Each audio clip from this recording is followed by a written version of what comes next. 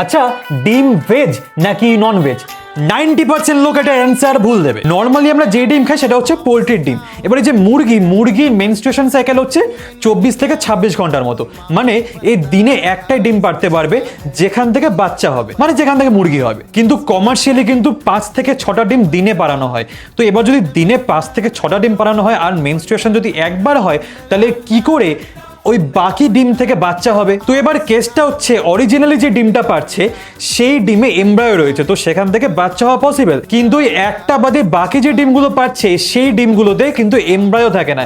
এবার এমব্রায়ো যদি না থাকে তবে বাচ্চা হওয়া পসিবল নয়। ওটা একটা রিপ্রোডাক্টিভ সেল যেটার মধ্যে প্রোটিন, ভিটামিনস আর মাইক্রোনিউট্রিয়েন্টস মানে নিউট্রিয়েন্টস থাকে বেসিক্যালি। তো যেই ডিম থেকে বাচ্চা হবে না, যেটার মধ্যে এমব্রায়ো নেই, এমব্রায়ো প্রেজেন্টই নেই, তো সেটা ননভেজ কিভাবে হচ্ছে? হ্যাঁ, এবার এটা পার্সোনাল বিলিফ থেকে ননভেজ হিসাবে কনসিডার করা হয়, কিন্তু সায়েন্সের দিক থেকে দেখলে কিন্তু এই যে পোলট্রির ডিম সেটা কিন্তু ননভেজ নয়, সেটা ভেজ। কিন্তু আবার ভেগান নয়। ভেগানের কনসেপ্ট আসছে কোন জায়গা থেকে?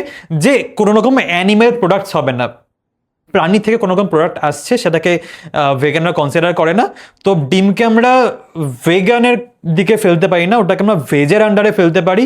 পোলট্রির ডিম যেখান থেকে বাচ্চা হয় না সেই ডিম, হাঁসের ডিম কিন্তু আবার নয়, ঠিক আছে? আবার রাজহাঁসের ডিম যেগুলো সেগুলো কিন্তু নয়, পোলট্রি ডিমের কথা বলছি। তো এটাকে আবার নন ভেজের আন্ডারে ফেলা যায় না, এটা কিন্তু অ্যাকচুয়ালি ভেজের আন্ডারে পড়ছে।